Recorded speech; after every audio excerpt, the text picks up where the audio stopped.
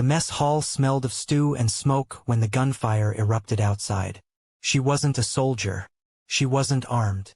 She was just a cook, ladling soup into battered tin bowls. But when the enemy stormed the camp, she made a split-second choice, one that would mean life or death for 50 men. The clatter of ladles and the hiss of boiling pots filled the dusty air of the camp kitchen. It was here, behind rows of dented pans and worn wooden spoons, that Maria lived her days. She was not a soldier, nor did she wear the sharp uniforms or carry rifles. Her weapon was a cooking knife, her battlefield the mess hall, and her mission simple: keep the soldiers fed. Most of them barely noticed her. They'd shuffle in, tired from drills or combat, slap their trays on the counter, and walk away with steaming bowls of stew. Sometimes they muttered a quick thanks. More often they didn't. To them, Maria was background noise. The cook, the woman who kept the pots full but never joined the fight. But Maria noticed them. She saw the trembling hands of the young recruits who couldn't hold a spoon steady. She smelled the sweat of fear clinging to men who had returned from the front line.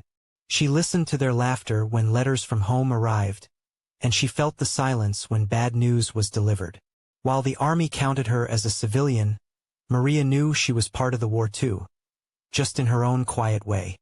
The days in camp had a rhythm. Dawn came with the whistle of drills, boots pounding in formation, and Maria rising before the sun to stir porridge. Midday brought the smell of bread rising in makeshift ovens and the steady demand for coffee that never seemed strong enough. By night, when the soldiers slumped into benches, she dished out hot stew, watching them eat as if each spoonful gave them the strength to face another day. Yet, beneath that routine, the camp carried an unease that never disappeared. The enemy was close, too close. Sometimes the air cracked with distant gunfire. Sometimes scouts returned with warnings. Maria felt it every time she stirred the pot, the thin line between calm and chaos. She thought of home often, of the small kitchen she had left behind, where her mother taught her to knead dough, and her father carved a wooden table worn smooth by years of family meals. She never imagined that those same hands that once rolled dumplings for her younger brothers would one day cook for soldiers on the edge of war. In the quiet of early mornings, before the camp truly woke, Maria wondered if her work mattered. Did filling bellies really make a difference when bullets decided fates? She didn't know then that the very skills she dismissed, her speed, her resourcefulness, her ability to keep calm in a hot kitchen, would soon become weapons in their own right. For now she was just the cook. And no one, not even Maria herself, could have guessed how quickly that title would change. The evening meal had just begun. Soldiers hunched over tin bowls, their laughter low, their movements sluggish from exhaustion.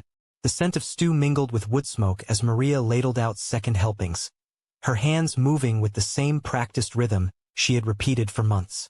Then, without warning, the first crack of gunfire split the air.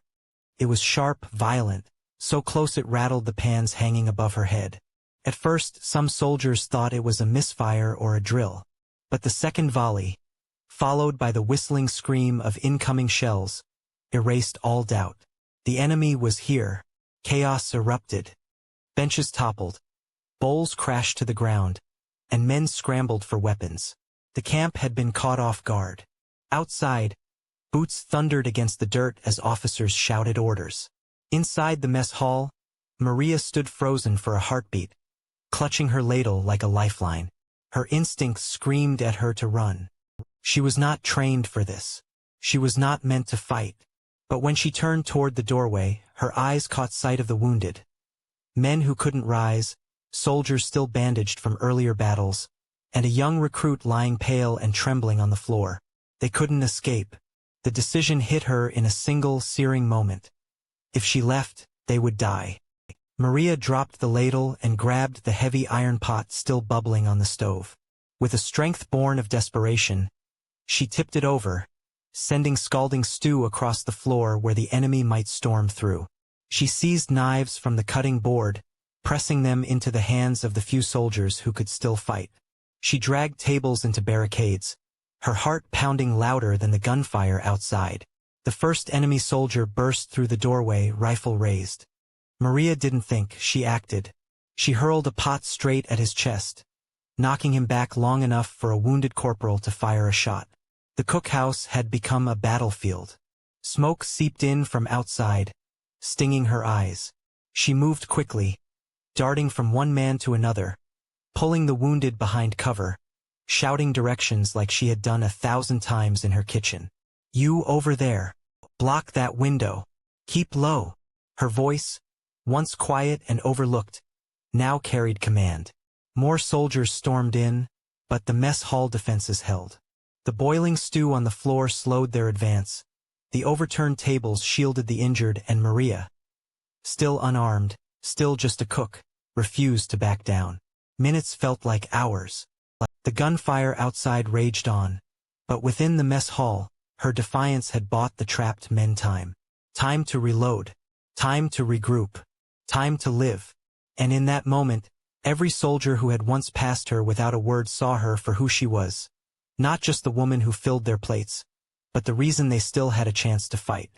The gunfire faded slowly, like the last rumbles of a passing storm. Smoke hung heavy in the air, stinging eyes and clogging throats. The mess hall, once filled with the simple rhythm of spoons and laughter, now lay in ruin. Tables overturned, bowls shattered, and the scent of stew mixed with the metallic tang of blood and gunpowder. Maria leaned against the wall, her chest heaving. Her hands, once steady from years of cooking, now trembled with exhaustion. Around her, men she had dragged to safety groaned, some clutching wounds, others staring at her in disbelief. The enemy had been pushed back. Reinforcements from the camp arrived just in time to drive them away, and the soldiers who survived knew one thing clearly. Without Maria, they would have been slaughtered where they Saturday, "Ma'am," a young recruit whispered, his voice hoarse. "You saved us." Maria shook her head, still too shaken to answer. She wasn't a soldier. She had never wanted to be. But in that moment, she realized something profound. Courage doesn't always wear a uniform, and heroism sometimes begins with a ladle instead of a rifle. Word of what happened spread quickly. Officers who had barely acknowledged her presence now saluted her in respect. Soldiers who once treated her as background came forward, clapping her on the shoulder, their gratitude etched in every glance. In their eyes, she was no longer just the cook. She was the shield that had stood between them and death. But Maria did not bask in glory. As night fell, she returned to what she knew best. She lit the fires, scrubbed the pots, and prepared another meal for the men. Her hands still shook, but she worked anyway, because feeding them mattered now more than ever. They weren't just soldiers anymore. They were her brothers. Later, when the camp gathered, the captain called her forward. His voice carried across the weary, battered group. "Tonight, we stand because of her. Tonight, 50 men live because a cook chose courage." The men erupted in cheers, but Maria bowed her head, overwhelmed. She hadn't fought for medals or recognition. She had acted because there was no one else to act. And so, history quietly recorded her as more than a cook. She became a reminder that sometimes the most ordinary people carry the greatest strength. In the darkest hour, when soldiers faltered, it was her fire, the same one she had tended in the kitchen, that burned brightest.